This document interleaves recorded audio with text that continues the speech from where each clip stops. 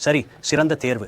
உங்கள் இறுதி நித்தியத்தை பற்றி கடவுள் என்ன சொல்கிறார் என்பதை பார்க்க rethinketernity.com பார்வையிட நீங்கள் 2 நிமிடங்கள் ஒதுக்கியதில் நான் மகிழ்ச்சி அடைகிறேன். இலக்கு: நித்திய சாபத்தில் இன்று ஏராளமான மக்கள் உள்ளனர், ஏனென்றால் அவர்கள் தனிப்பட்ட முறையில் ஒருபோதும் இல்லை. நேரம் எடுத்தது. நித்தியத்தை பற்றிய உண்மையை தேட குடும்ப மதங்கள், தவறான கோட்பாடுகள், நாத்திக பேராசிரியர்கள் அனைத்தும் பலருக்கு நித்திய சாபத்திற்கு வழிவகுத்துள்ளன.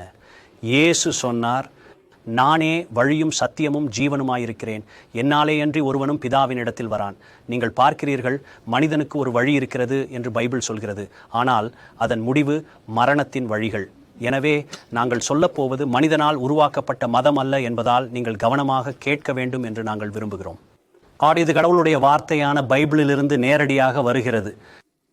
இதெந்து போதங்களின் புத்தகம். விமர்சகர்கள் பைபிளை இழிவுபடுத்த முயன்றனர். பிசாசு கடவுளுடைய வார்த்தையை கேள்வி கேட்கிறான். கடவுளை வெறுப்பவர்கள் அதை எரிக்க முயன்றனர். நாளும் அது ஒரு நித்திய புத்தகம். கல்வியாளர்கள் கேலி செய்கிறார்கள். இங்கே மத்திய அரசு நிறுவனங்கள், பெரிய கட்டிடங்கள் மற்றும் நமது கூட்டாட்சி நிறுவனங்கள் அனைத்திலிருந்தும் அதை அகற்ற முயற்சித்தது. இந்த மாபெரும் தேசம் நிறுவப்பட்டது கடவுளின் வார்த்தை. எனினும் பரலோகத்தின் உண்மையான கடவுள் ஆசிரியர் இருக்கும் இடத்தில் கடவுளின் வார்த்தை மட்டுமே உள்ளது.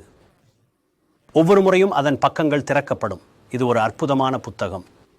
விமான எண் 93 நவீன கால அதிசயத்தை நிரூபிக்க உதவுகிறது. கடவுளின் வார்த்தை நித்தியமானது என்று. 25 அடி பள்ளத்தில் இருந்து வெகு தொலைவில் இந்த விமானத்தின் அனைத்து பகுதிகளையும் முற்றிலும் எரித்த ஒரு பைபிள் அதன் பக்கங்கள் பாடப்படாமல் இருந்தது. தேவன் தம்முடைய வார்த்தை எரிக்க முடியாதது என்று நமக்கு சொல்ல வேண்டுமானால் இது ஒரு நவீன கால அதிசயம். எனவே இன்று நாங்கள் செய்ய விரும்புவது, டாக்டர் டாம் வாலஸை உங்களுக்கு அறிமுகப்படுத்த விரும்புகிறேன்.